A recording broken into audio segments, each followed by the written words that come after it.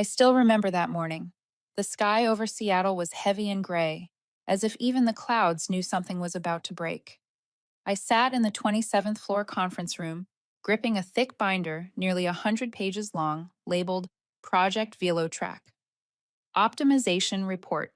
10 years of work, 10 years of sleepless weekends, and endless revisions.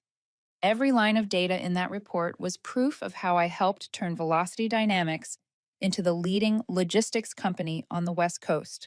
And all I wanted today was something simple, a 10% raise.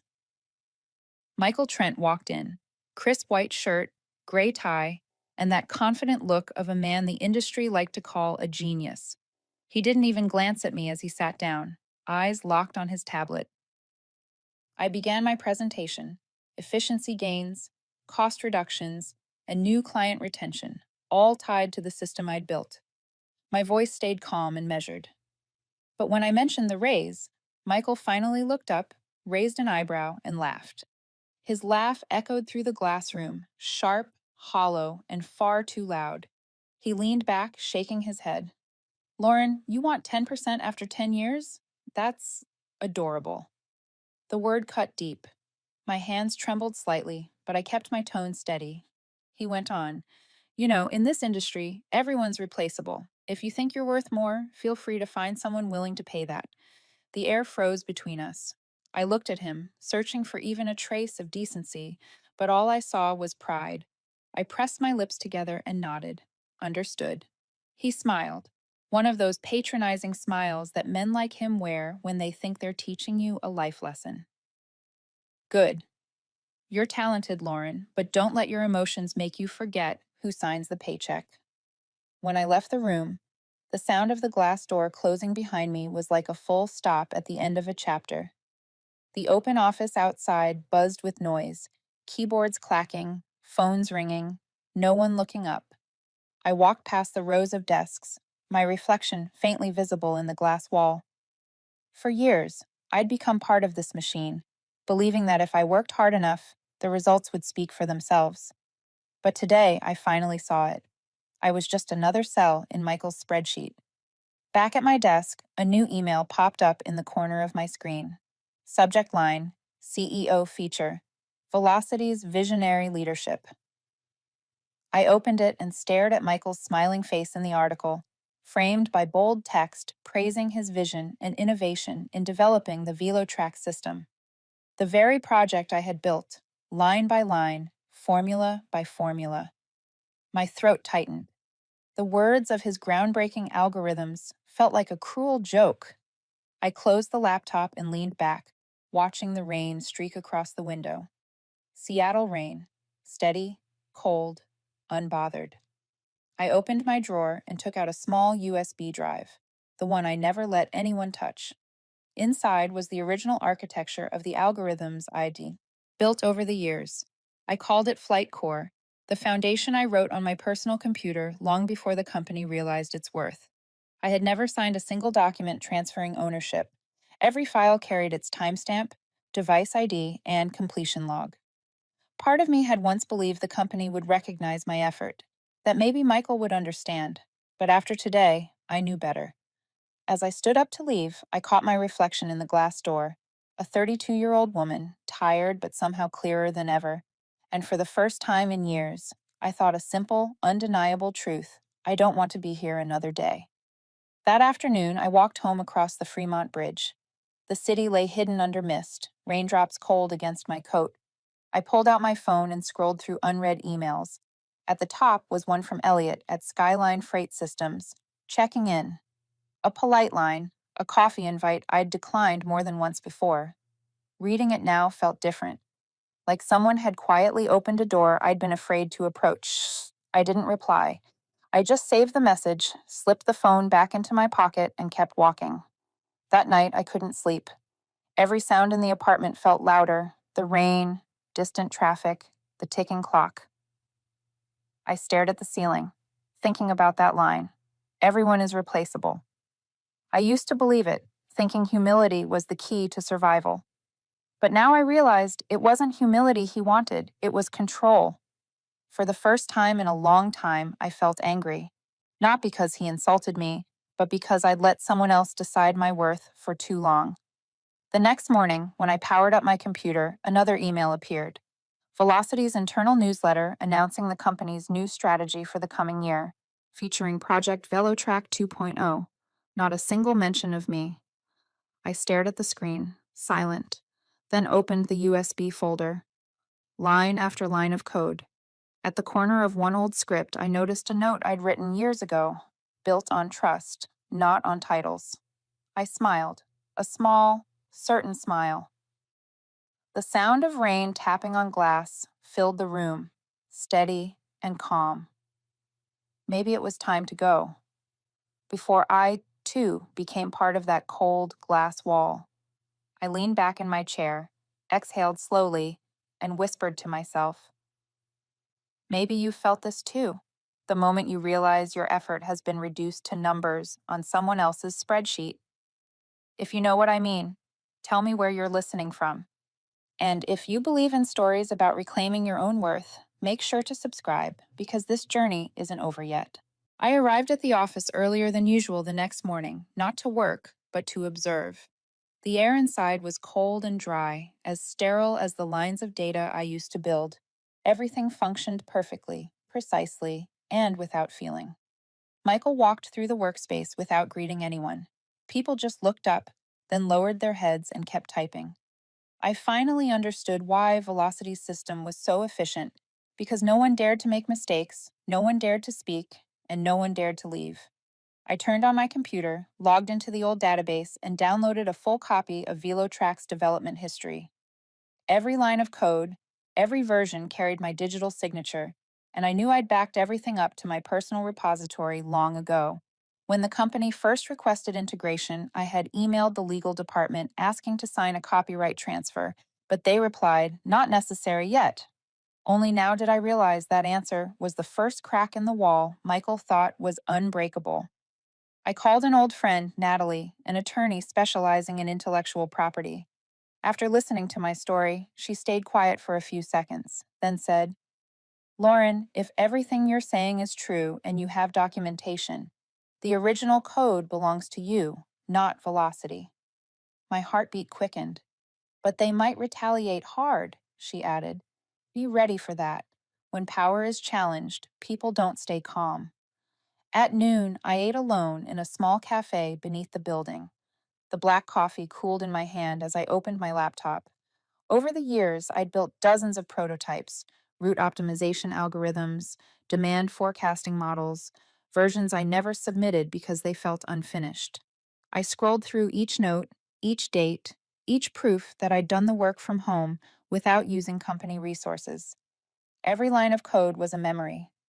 Long nights, the laptop by the window, streetlight reflections flickering across the screen. I realized that in 10 years, the only thing I truly owned wasn't my job, it was my ideas. That afternoon, I received an email from HR. Subject: Contract update and additional terms. It required all employees to sign a new addendum, including a non-compete clause and expanded intellectual property ownership. Deadline: this week. As I read that line, a chill ran down my spine. They were building a wall, closing the door now that they'd realized I held something they didn't. I printed the contract, folded it neatly, and slipped it into my bag. I already knew I wouldn't sign. Later that evening, I met Natalie at a quiet bar. She placed a thin folder on the table. This is a guide to protecting personal intellectual property, she said.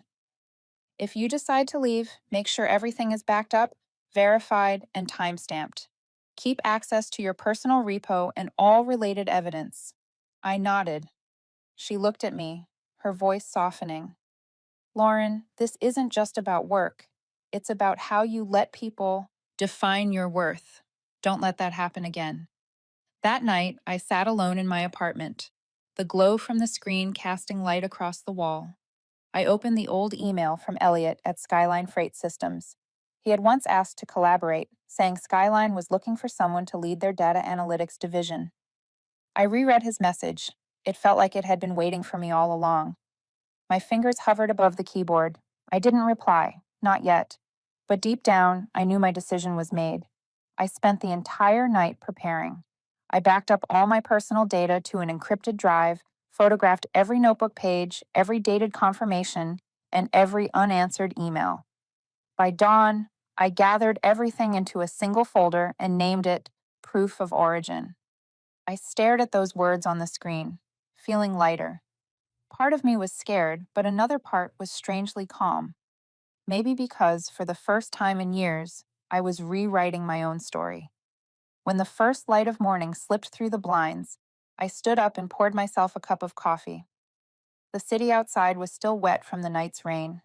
I knew this would be my last day walking into that building as an employee. But before leaving, I needed to see it one last time, to close the decade of a woman who once believed loyalty was enough. That morning, I arrived at the office at exactly 8. Not early, not late, just another ordinary workday, or at least it looked that way. I stepped into the elevator, watching the numbers climb slowly. My mind was still, calm as a lake. Inside my jacket pocket, the resignation letter was folded neatly, the words, "Notice of resignation," cutting through the white page like a blade. When the elevator doors opened, I saw Michael walking with his assistant, laughing loudly about something, not even noticing me. I waited until he turned into his office, then followed. "Lauren," he said when he saw me standing at the door. "Something new? Or are we talking about next week's project?" I placed the letter on his desk, my voice so calm it surprised even me. "I'm here to submit my resignation."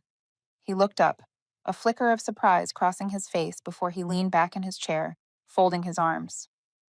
"I'm guessing you're joking.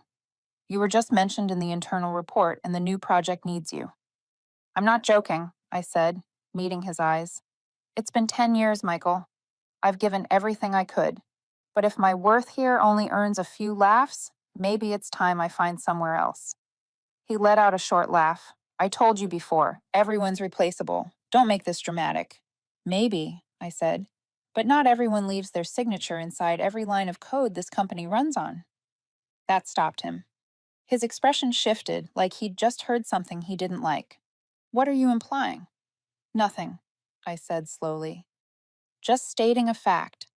I've worked hard, and I never signed any document transferring my intellectual property rights. What's mine, I'll take. The rest, the company can keep." Michael stood up, moved from behind the desk, and walked closer. "Lauren, don't be foolish. You know exactly what happens if you leave. This industry is small. People like you don't get second chances that easily." I smiled faintly. "Maybe. But I'd rather start over than keep sitting here watching someone else take credit for my work." He stared at me for a long moment, then sighed. "You think Skyline will give you something Velocity couldn't? They'll use you, then drop you, just like every other company." "I'll take that risk," I said quietly. He turned away, his tone hardening. "Fine. If that's your choice, remember this. We have the best lawyers, and if you walk out with a single byte of company data, you'll regret it." "I'm not taking anything that doesn't belong to me," I said, "but I will take the one thing this company can't hold on to, the ability to create real value." He gave me one last look, eyes filled with anger. I said nothing more. I placed my badge on his desk, turned around, and walked out. As the glass door closed behind me, I heard something crash against his table. The hallway stretched long and bright, the white light glinting off the polished floor. I passed the workstations where I'd spent countless nights, laughing with colleagues, fixing problems no one else saw. A few people looked up, curious, but no one spoke. I nodded to them, then kept walking straight to the elevator. When I stepped outside, Seattle rain had started again. Light, cold, insistent. I held my umbrella but didn't open it right away. I let a few drops hit my face. Each one felt like a reminder. I'm done here. On the way home, my phone buzzed with a notification. An internal email from Velocity. Subject: Update, Data Security and Confidentiality Policy. I opened it, not surprised to see the first line warning that any employee leaving with company data would be considered in legal violation. They were already tightening the walls. I turned the phone off and slipped it into my pocket. There was nothing to fear. I had done everything by the book. Proof Dates, records, every step documented. Still, a strange emptiness lingered inside me. Not fear, just regret. Not for the job, but for the 10 years I had spent believing loyalty could protect me from contempt. That evening, I sat by the window, watching the city fade into mist. I opened my laptop and pulled up the old email from Elliot at Skyline. This time, I didn't hesitate. I typed quickly. Hi, Elliot. I think it's time we talked. I have a few ideas for improving your supply chain that I believe you'll want to hear. I hit send and closed the laptop. Outside, the streetlights reflected off the rain-slick pavement, glowing soft and uncertain. I knew the call would come soon, and when it did, I'd be ready. 3 days after I sent the email, my phone rang while I was standing in line for coffee. Elliot's voice came through, low, steady, with a hint of excitement he didn't bother to hide. Lauren Price? I honestly didn't think you'd reply. I smiled faintly. Neither did I said. But I guess now is the right time. How about we meet today? He asked immediately. No small talk. Skyline headquarters, 15th floor. I want to hear your ideas. I glanced at my watch. 3 o'clock? Perfect. And Lauren? He paused for a second. I've been waiting for this call for 2 years. That afternoon, I arrived at the Skyline building. The atmosphere was nothing like Velocity. Bright, open, people talking with ease instead of tension. Elliot greeted me with a firm handshake and a genuine smile.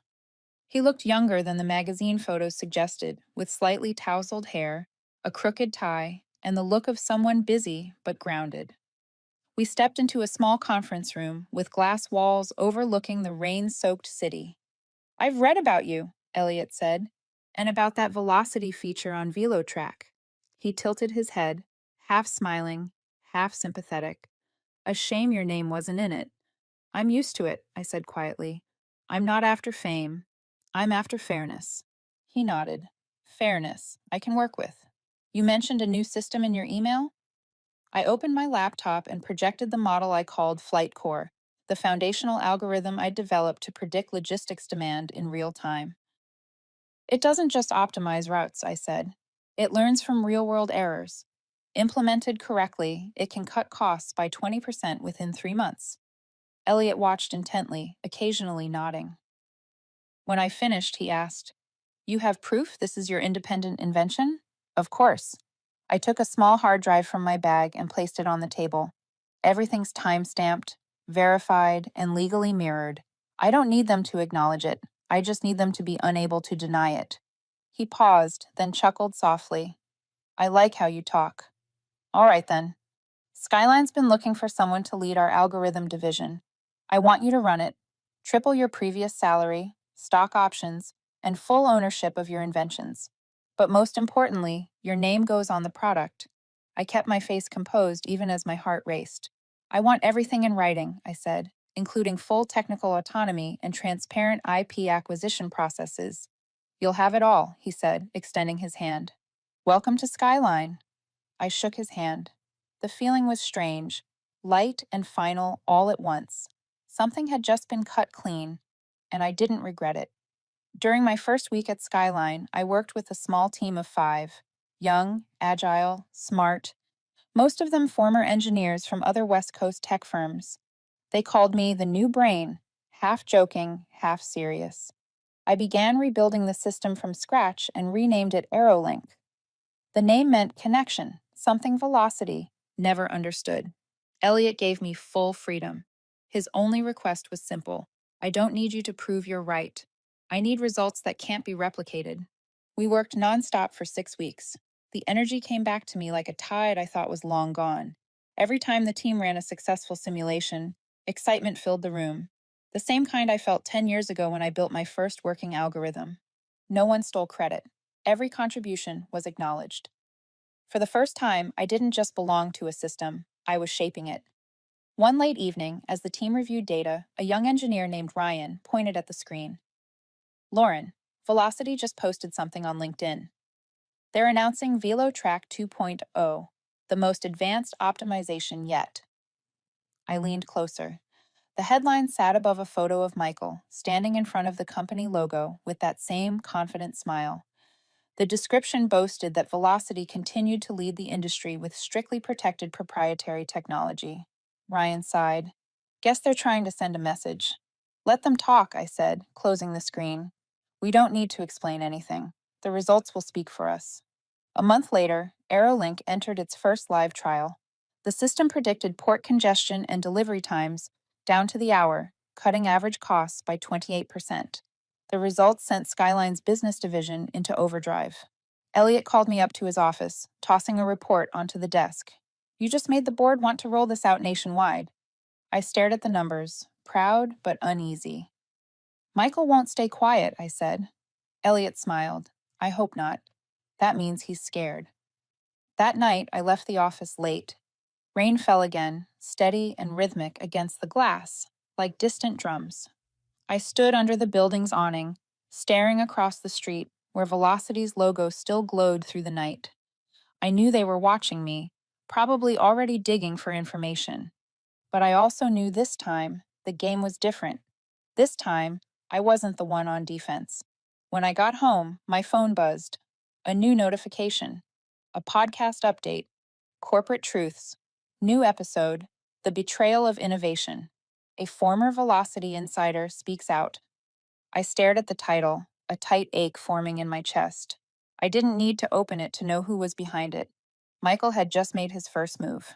I sat frozen on the couch, staring at the phone screen showing the title of the new podcast episode.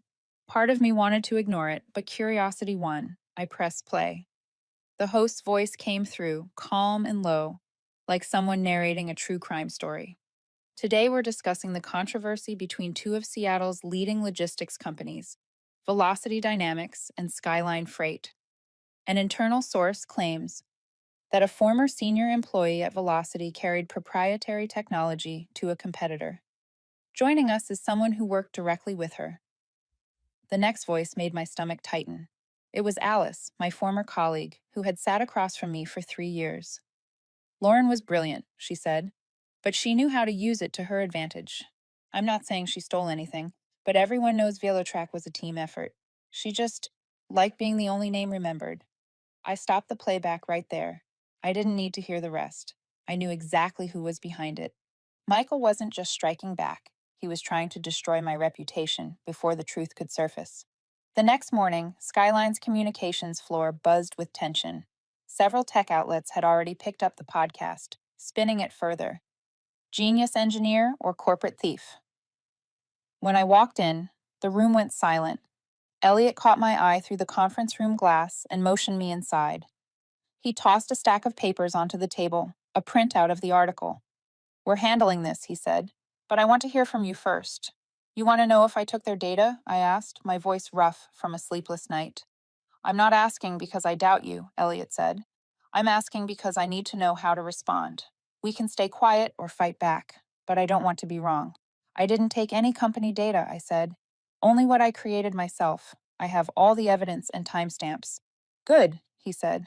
I'll have legal start building the case. But Lauren, they're testing you. They want to see if you'll lose control. If you do, they win. I clenched my fists, swallowing the anger rising in my chest. I'm not losing control, but I'm not staying silent either. That afternoon, I agreed to a long interview with Tech Perspectives. The interviewer, a middle-aged woman named Harper, looked at me over her round glasses. You know you're standing in the middle of a storm, right? I know, I said. But if someone accused you of stealing your own creation, what would you do? I'm not here to retaliate. I just want to tell the truth. Aren't you afraid speaking out will make the fire worse? She asked. I used to be, I said, but fear never saved anyone. I've been silent long enough. The article came out 2 days later, titled, Lauren Price. I didn't take data, I took back the value they never recognized. It spread quickly. Some called it bravery. Others said I was playing the victim. I didn't read most of the comments. Every night, I just sat by the window watching the rain fall, but I knew I couldn't stop halfway. I had to see this through. A week later, Michael struck again. Velocity released a press statement accusing Skyline of deliberate misappropriation of company-owned intellectual property. Attached were screenshots of code fragments showing similarities to Aerolink's system, inevitable since I had written the foundation for both. The story spread across every major tech outlet. Elliot called an emergency meeting. They just filed a motion in district court, he said. They're requesting an injunction to halt Aerolink until the dispute is settled. I stared at the paper in his hand, a chill creeping through me. If that injunction is granted, we'd have to shut the system down immediately? Yes, up to 30 days, and our biggest partner will suspend the contract. The room fell silent. Outside, the team kept running simulations, unaware that their work might be frozen at any moment. I looked at Elliot. What do you need me to do? Stay calm and trust me, he said. We'll fight this legally. But if you have anything that can help, start gathering it. As he spoke, a memory hit me. Those old emails between me and Velocity's legal department, the ones they never answered, where I'd formally requested an IP transfer agreement. I still had them, dated, time-stamped, digitally verified. Maybe it wouldn't be enough to win outright, but it was something they couldn't erase. That night, back in my apartment, I opened my laptop and clicked into the folder labeled Proof of Origin. One by one, the files appeared, silent witnesses to years of work. Each annotation, each note, each timestamp was part of my defense. Outside, the rain turned heavier, beating against the glass. Somewhere across the city, Michael was probably awake too, preparing for the court battle he believed would end me. But what he didn't know was that this time, I was more ready than ever. The hearing took place on a gray Monday morning, Seattle wrapped in fog.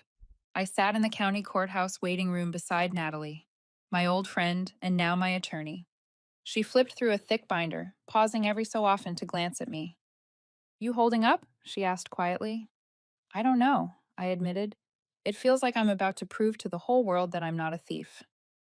Natalie smiled, not to comfort, but to ground me. You don't need to prove it to the whole world. Just prove it with data. And no one does that better than you. The courtroom was small, with pale walls under dim lights. Across from me sat Michael, flanked by two Velocity lawyers. He looked nothing like the polished man the press adored, his face stiff, his hair combed too neatly. When our eyes met, he smiled faintly, as if this were still a game he was sure he'd win. The judge began reading the case summary. Velocity accused me and Skyline of using proprietary algorithms and source code developed during my employment. They requested an injunction to suspend Aerolink's operations pending investigation. Natalie stood, her tone calm and precise. Your Honor, the code in question was independently created by Ms. Price during personal time, on personal equipment, with no use of company resources. We have timestamps, development logs, and emails proving Velocity never held ownership of these algorithms. One of Velocity's attorneys rose, voice clipped and cold. But, Your Honor, while employed at Velocity, Ms. Price used these same systems within our projects. Even if developed off the clock, they provided direct benefit to the company. Therefore, they belong to Velocity. Michael leaned back, eyes gleaming with quiet triumph. Natalie didn't flinch. The original employment contract clearly states that intellectual property applies only to products created using company resources during working hours. We have that contract here, Your Honor. She lifted the file. And we also have emails showing Velocity declined to sign an IP transfer agreement despite Ms. Price's formal request. The judge reviewed the documents, nodding. The evidence will be entered into the record. However, due to partial code overlap between the systems, the court will require additional review. In the meantime, Aerolink's commercial deployment will be temporarily suspended for 30 days. Each word landed like ice water. Skyline would have to halt all testing, and pending contracts would freeze. Michael glanced at me, his eyes filled with quiet satisfaction. On the way back, I said nothing. Elliot met me in the Skyline lobby, worry etched into his face. 30 days, he said softly. We wait for the next hearing. Wait? I looked at him, struggling to keep my composure. They just want around, Elliot. If I stay silent, they'll think I agree. Sometimes taking a step back is a strategy, not surrender, he said. I didn't reply. He was right, but that didn't make the helplessness any easier. That night, sleep wouldn't come. I went through every file, every email, every log I'd ever archived. Everything was perfect, yet something felt missing until I stumbled on an old folder in my external drive. It contained emails between Michael and me from 3 years ago. I opened one. The subject line read, Formal Proposal, IP Acquisition. In it, I formally offered Velocity the chance to purchase the Flight Core algorithm, outlining a compensation structure. Below it was Michael's reply. No need to overcomplicate things. Just deploy it if it works. We'll deal with the rest later. My heart pounded as I read it again and again. This was the key. His words proved he knew I owned the technology and had chosen to ignore protocol. I immediately sent a copy to Natalie. The next morning she called, her voice bright with rare excitement. Lauren, this is it. That email proves Velocity knew you owned the IP and still used it. If the court accepts it, the injunction will be overturned. I looked out the window where sunlight finally broke through the gray clouds. 30 days might test us, but now I had something they couldn't deny. While Skyline paused commercial work, we didn't stop moving. I spent those days refining the system, optimizing the algorithms, and rewriting documentation. Elliot was always nearby, bringing coffee, sharing quiet updates from legal. On the 28th day, Natalie called. The court is reopening the hearing, she said. I arrived early, sitting in the empty hallway, clutching the drive that held the email. When the session began, Natalie presented the new evidence. Michael lowered his head to read, and his face paled. The judge read the message aloud. Mr. Trent, she said, it's clear from this response that you declined to formalize a transfer agreement. Do you deny this is your email? Michael said nothing. The silence filled the room. The judge nodded. The court acknowledges this new evidence. The injunction against Skyline is hereby lifted. A full trial will be scheduled within 60 days. Until then, AeroLink is permitted to operate. I exhaled slowly. Around me, the Skyline team erupted in quiet cheers, but I stayed seated, watching Michael. He wasn't smiling anymore. For the first time, I saw something flicker in his eyes. Fear. The kind he used to think only weaker people felt. Outside the courthouse, Natalie squeezed my hand. You just won the most important round. I smiled, but it wasn't joy. I knew this wasn't over. Michael wouldn't stop. The fight would go on. But for the first time in months, I didn't feel like I was running anymore. I'd finally reclaimed the right to tell my own story. After the second hearing, Skyline came back to life. News of the court overturning the injunction spread fast across the tech world, and the headlines shifted tone. I was no longer the traitor, but the woman who challenged the old system. The engineering team returned to work that same night, the office filled with the clatter of keyboards, bursts of laughter, and the sound of air finally rushing back into lungs that had held their breath for weeks. Elliot walked past the workstations and stopped beside my desk. Thanks for not giving up, he said quietly. If you hadn't held your ground, Skyline might not be here. I smiled.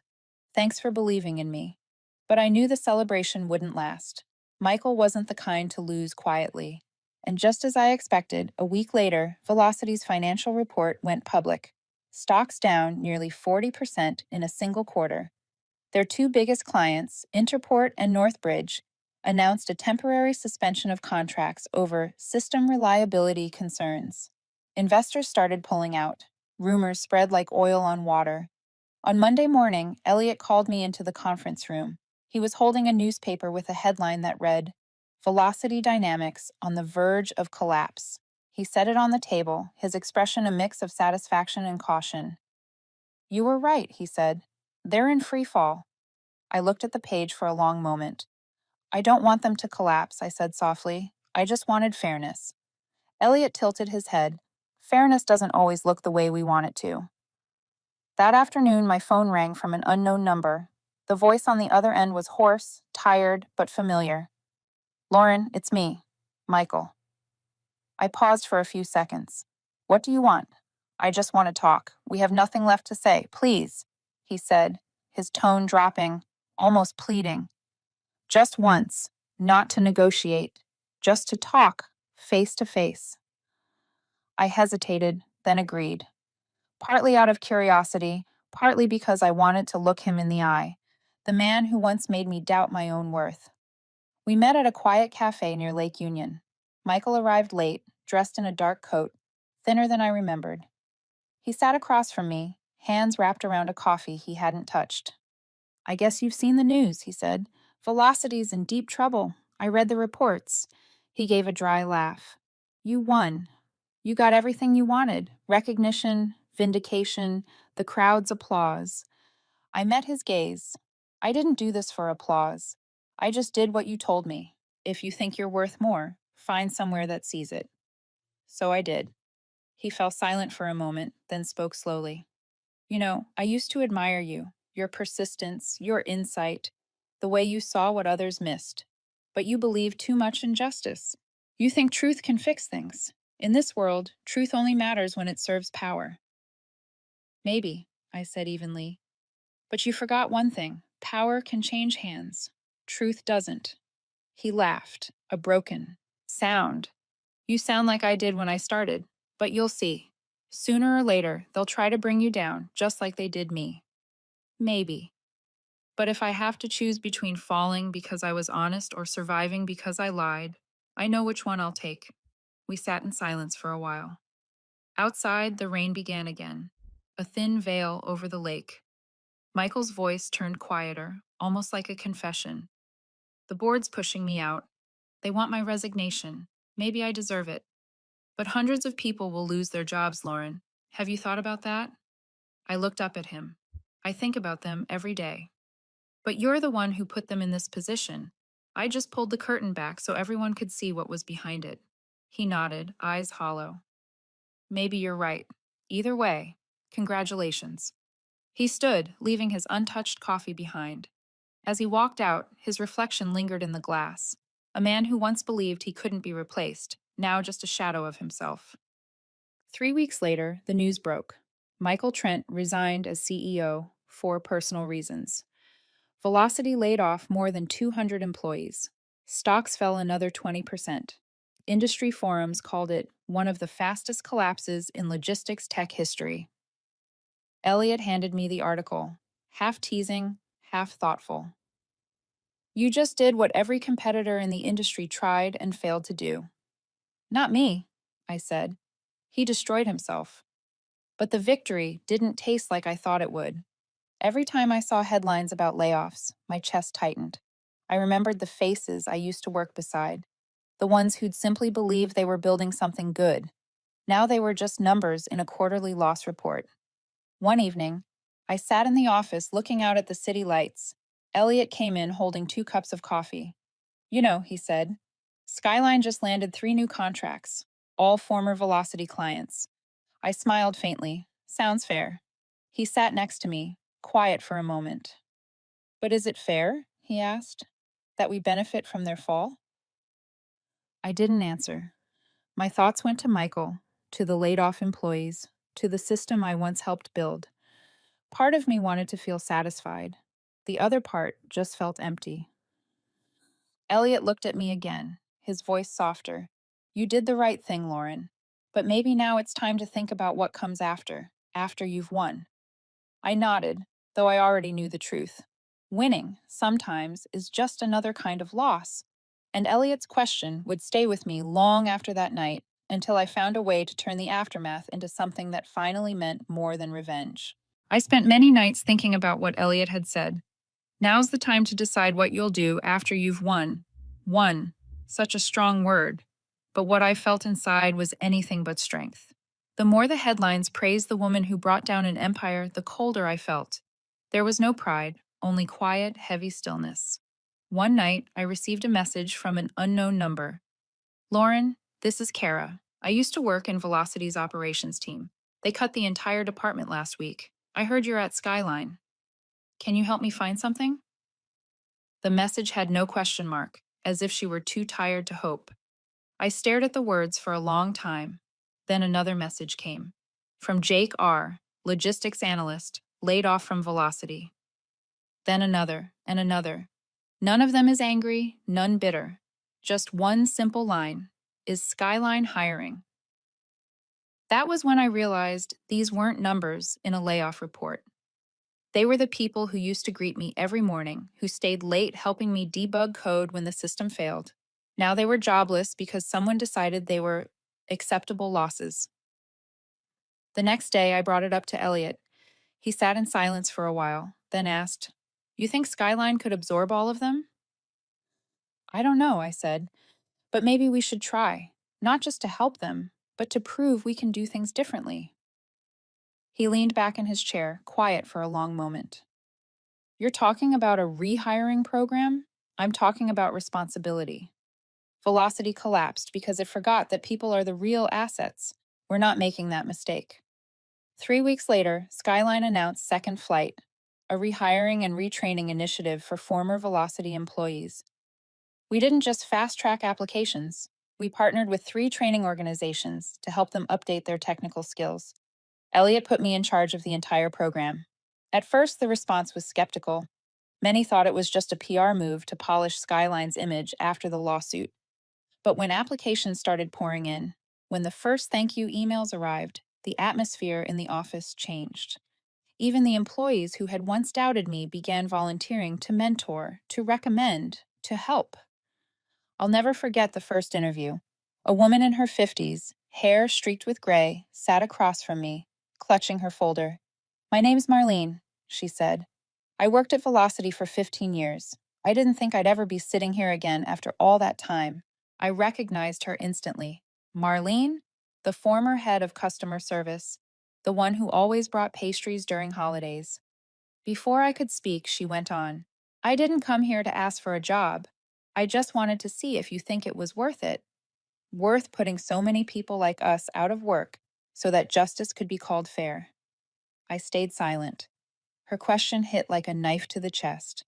Finally, I said softly, "I can't change what happened, but I can change what comes next. If you're willing, I'd like you to lead our customer service training program. Not as compensation, just as a beginning." Marlene looked at me, eyes glistening. "You think I can still do it?" "I don't think," I said. "I believe."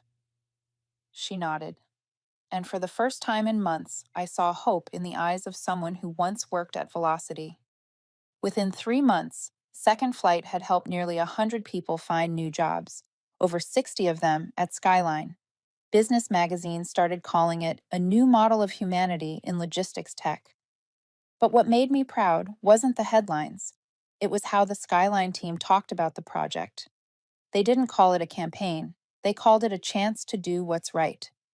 One morning, as I walked into the office, Marlene was waiting in the hallway. "You know," she said, "I just got an email from Jason. He's from operations. He wants to apply too." I smiled. The more, the better. This door isn't closing for anyone. That afternoon, Elliot stopped by my desk and dropped a newspaper in front of me. On the front page was a photo of the Skyline building under the headline, "Second Flight. When Justice Becomes More Than Victory." He smiled. "You just did what Michael never understood, turned power into something human." I looked out the window at the thin Seattle sunlight. "No," I said. "I'm just learning how to take responsibility for what I've built, for the light and the shadows alike." That night, I stayed late. In the quiet of my office, I opened the project dashboard. 173 people rehired, 39 in retraining, nearly 200 more under review. I stared at those numbers and felt the weight in my chest ease, just a little. But beneath that calm, one thought lingered: Michael. The man who once made me question my worth had vanished from the news. No one knew where he'd gone, and somehow, I knew this wasn't the end. One crisp autumn morning, more than 6 months after the Second Flight program began, I found an unmarked envelope on my desk. No return address, just a single handwritten line. "Thank you for helping me understand." Inside was a clipped article from the Wall Street Journal: "The Rise of Skyline Freight and the Collapse of Velocity Dynamics. Lessons from Leadership." Beneath it lay a folded note in handwriting I knew by heart. "You once said power can change hands, but truth never does. You were right, Michael." I sat there for a long time, caught between something sharp and something soft. He was still watching, even in silence. I didn't know if it was regret or closure, but I knew this much. The story between us had finally reached its end. That afternoon, I left the office early. Seattle smelled of rain. The streets were crowded, but inside I felt strangely calm. I walked along Lake Union, past the cafe where I'd last seen Michael, and stopped by the railing. The water reflected the pale sky, perfectly still, as if it had forgotten every storm it ever knew. I thought about my 10 years at Velocity, the girl who once sat in a glass room, trembling under the sound of her boss's laughter. The girl who left with nothing but a small USB drive and a quiet sense of defiance, unaware that her choice would shake an empire. If not for that day, maybe I'd still be there, convincing myself that loyalty was enough to be seen. Now, Skyline had become a symbol of something new. AeroLink was patented, carrying my name and my team's. In the main lobby hung a plaque engraved, "Innovation starts with those who refuse to be replaced." Every time I walked past, I stopped for a moment, as if to thank the woman I used to be for not giving up. A year later, I was invited to speak at the Innovation Awards. The hall was packed, lights bouncing off hundreds of faces, some of them old colleagues from Velocity, now standing beside me at Skyline. When I took the stage, I didn't talk about algorithms or revenue. I told a story. I used to think revenge meant making someone fall, but real revenge is when you rise, stronger, wiser, refusing to let pain turn you into what broke you. Justice doesn't always come from the courtroom. Sometimes it begins the moment you believe you deserve better than the way they treated you. The room was quiet for a few seconds before applause filled the air, long and warm. I didn't cry. I only smiled. Because I finally understood, victory isn't about who loses, it's about who you become after everything. That night, as I left the hall, I saw Marlene waiting in the lobby. She smiled as she walked toward me. "I once asked if it was worth it," she said. "Now I have my answer." "Do you think it was?" I asked. "Not just worth it," she said. "Necessary." She squeezed my hand before walking away. I stood by the window, watching the Seattle lights shimmer over the water. It felt complete. No victory is perfect, but some bring you back to yourself, and that's what matters most. I stepped out into the cool night with nothing but peace. No anger, no resentment, just gratitude for the journey, the loss, and the person I had become. If someone asked me what I learned, I'd say this: no one gets to decide your worth but you. And sometimes leaving isn't an ending, it's the beginning of the life you truly deserve. Which moment in this story moved you the most? Leave a comment below. I read every single one. And don't forget to subscribe and turn on notifications so you won't miss the next story where justice is served in the most unexpected ways. Thank you for listening.